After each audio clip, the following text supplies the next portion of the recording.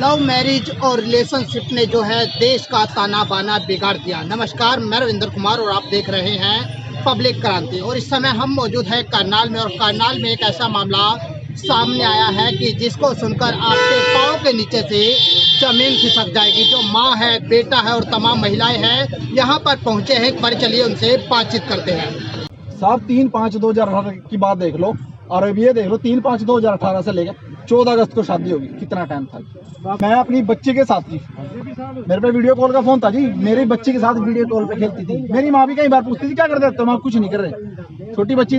मैंने कहा यार इससे अच्छी लेडीज कोई हो नहीं सकती जो मेरी बच्ची के साथ 2-2 बजे तक वीडियो कॉल करती रहेगी, खेलती रहेगी। मैं उस भावना में बह गया जी।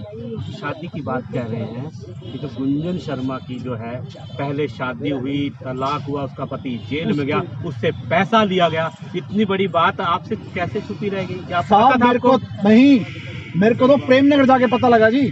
उसके घर से मेरे को पता लगा सारी चीजें। मेरे को तो ये कहते थे, हाँ जी अभी परसों भाई साहब, अच्छा परसों, क्योंकि मेरे को तो ये बताया जाता था फरीदाबाद है वो फरीदाबाद का रहने वाला था।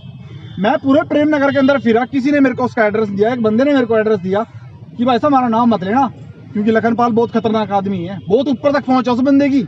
किसकी? लखनपाल पत्रकार, पंजाब केसरी। उसके घर के बाहर भी इतनी बड़ी प्लेट लगी हुई है लखनपाल पत्रकार के। कहता उसकी बहुत पहुंचा, गलती से भी हमारा नाम मत ले जाना जी। आपको आपके इधर आप प्रेम कर रहे थे, शादी हुई, तो आपके खुद माता पिता ने आपको बेदखल क्यों कर दिया था? साहब मैं इनकी बात नहीं मानता था, जो सच्चाई है, और डेली में इनको पैसे के लिए टॉर्चर करता था। क्यों? वो मेरा गाना दबाती थी पैसे लेके, मैंने क्या गाना दबाता था, वो खुद भी आती थी इनसे पैसे लेके जाती थी। तो कमी तो एक बात बताइए, इसकी मेरे में कमी थी, मैं डर गया। मैं डर गया जी, मैं उस औरत से डर गया। अंदर करवा दूंगी, यो करवा दूंगी कि पर्चा तो उसके वास्ते एक छोटी सी चीज थी, पर्चा तो एक छोटी सी चीज थी, पर्चा देना उसके वास्ते तो सभी। वो तो एक बात भी कहता था जी, पत्रकार सब मेरी जेल में है जी। तो अब क्या रहेगा? अब आपके माँ बाप खुद आपकी दरखास्त, आपके माँ बाप ने आपकी भी दरखास्त दे रखी है। अच्छी बात है जी। मेरे को साहब अगर मेरे को अंकुर के बारे में पता होता तो मैं ये कार्रवाई पहले कर देता।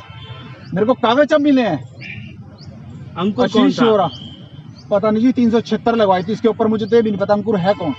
ये एक बैनर सा मिला, वो भी उसकी फैमिली वालों ने मेरे से सारे डॉक्यूमेंट दिए बेचारों ने। जब जाकर कहते हैं जो कहानी तेरे साथ बन चुकी है ना, ये हम भुगत चुके हैं, उनका लूट कर खा जाएंगे हमने। उनका हम सड़क पे बैठा दिए थे उन्होंने। किसने कही है बात? आशीष ने हमको सड़क पे बैठा दिया था।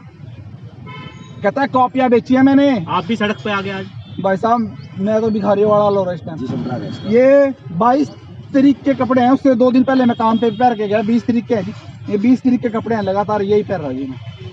अब क्या चाहते हो? अब क्या चाहते हो? भाई साहब मैं तो न्याय चाहता हूँ, अगर मेरे इंसाफ नहीं लगे। शादी तो आप ब्लैकमेलर है। न्याय कैसे चाहते हैं? आपके माँ बाप ने ही आपके खिलाफ दरखास्त दे रखी है। ऐसा साहब अगर मेरी दरखास्त दे रखी है, मैं गुनहगार हूँ इनका, क्योंकि मैंने तंग कर रखा। मैं गुनहगार हूँ इनका, इन्होंने तंग कर रखा, मैंने ये तंग कर रखे बुरी तरह। इनका राइट बनता है।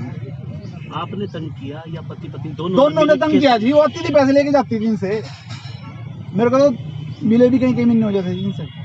मैं आपको बता दूं, उस लड़की ने 2 शादी पहले करी। तीसरी जो शादी करी, उसको पहले पता लग गया था कि जिस लड़के से मैं बात करने जा रही हूँ वाल्मीकि समाज के, इसका पिता रोडवेज में है, उसको 30-35 लाख रुपए 2-4 महीने बाद मिलने वाला है उसके पिता को, जो वहाँ से रिटायर होकर के आएगा। दूसरी बात, अच्छा खासा पैसा पता लग गया था।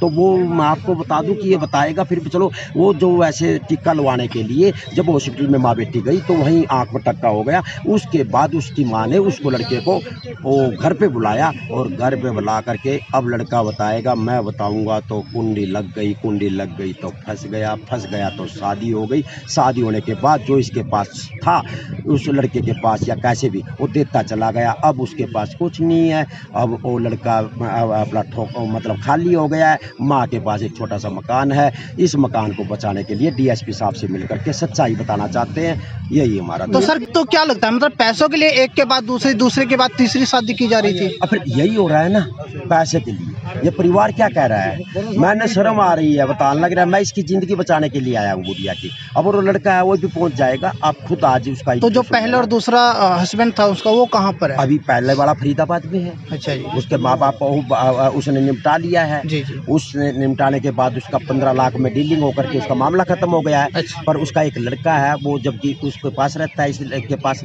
जबकि इसकी साजिश है कि मेरा लड़का 18 साल का हो जाएगा, मैं प्रॉपर्टी पे उसकी पे, फिर वो जो अभी बता रहा था वो बताएगा भी। दूसरा है अंकुर, बॉम्बे का कोई अमीर आदमी लड़का, वो इस मैटर से दूर डर रहा है, उसने 75 लाख रुपए में निपटा लिया है। तीसरे वाला है जो 65 लाख में, तीसरे वाला है जो वाल्मीकि, उसके पास कुछ रहा नहीं, वो इसलिए अपना मारा फिर रहा है। इसके पास एक मकान है, वो मकान दुआ सकती है। मिलना है या मिलेंगे, अभी मिलेंगे। डीएसपी से सच्चाई बताएंगे। मेरे पे दबाव आ रहा है सवेरे से, बड़े बड़े यहाँ के आदमी करनाल के कह रहे हैं कि इसको बंद कर चैप्टर को या कुछ भी हो, पर मैं सोचता हूँ कि किसी का घर कोई मतलब नहीं मेरे पे सहन होता। मैं बोलना चाहता हूँ, मैं खुद बोलना चाहता हूँ, और मैं सच्चाई समाज को बताना चाहता हूँ कि किसी न किसी का घर बच जाए या बच जाए।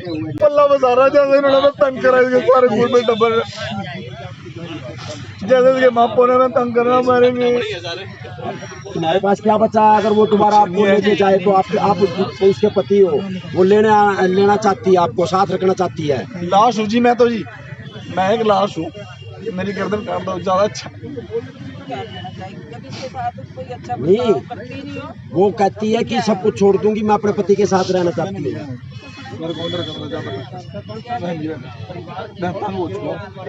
जिंदगी नहीं है मेरे से अच्छी कुत्ते फिर सारी जिंदगी उसको और देना पड़ेगा, आपने खर्चा दे उसको। कमाऊंगा तो दे दूंगा जी, कमाऊंगा तो दे दूंगा जी। लड़का मेरा देगी रख लूंगा जी, पाल लूंगा मैं, ऐसी बात नहीं। भैया क्या लडुमंस है, आप जानते हैं उसके बाप ने केयर लगा, उन्होंने पत्रकार है। आप मेरे साइड खड़े हो ना, आपकी भी बेइज्जती कर देगा वो, बुरा मत मानना मेरी बात का। मेरे साथ जब 376 में मेरे दोस्त लगे थे ना, गालियां दे के भगाए थे, गालियां दे के।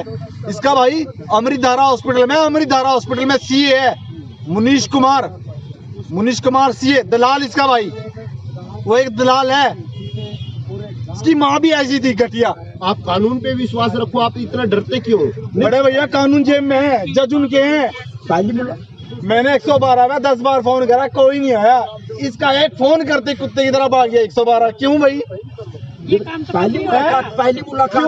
पहली मुलाकात आपकी जब आप हॉस्पिटल में टिक्का लगाया, उसके बाद माँ बेटी अपने घर चली गई और घर बुलाया आपको, तो आपको घर बुलाया तो आप चले गए उसके घर? मैं इसके घर गया था जी, बुलाया था जी। इसकी माँ, मैं कहता हूँ इतना वो करती थी, इतना प्यार करती थी। पहली मुलाकात घर चले गए, घर जाकर के फिर कई दिन तो फोन पे बात हुई, उसके बाद इसके घर गया था जब इसकी माँ ने बुलाया था। मैं फिर आपने बुलाया, हम बिस्तर क्यों किया वहाँ पर जाते ही? इसकी माँ ने बाहर से कुंडी मारी, चाय पिलाई, वो चाय में क्या था रब जाने।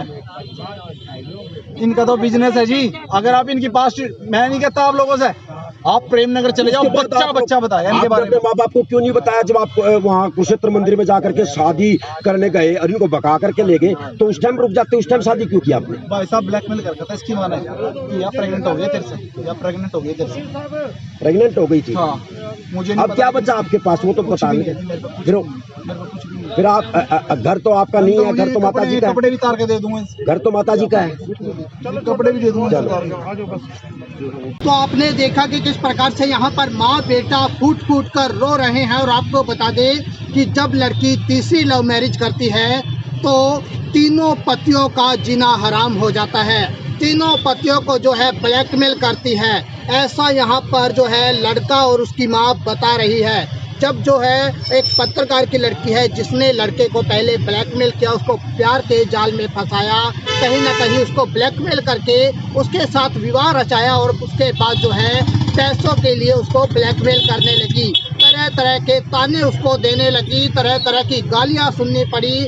और अब जो है माँ बेटा जो है बुरी तरह से फूट कर जिला सचिवालय में रो रहे हैं। और सिर्फ बेटा जो है एक ही बात कह रहा है कि मुझे बचा लो। आखिर ऐसा क्यों? और आपने देखा पूरा मामला, हमने आपको दिखाया। तो वीडियो को साथ ही साथ शेयर जरूर कीजिए और कमेंट में राय जरूर दीजिए। इसी के साथ जय हिंद, जय भारत।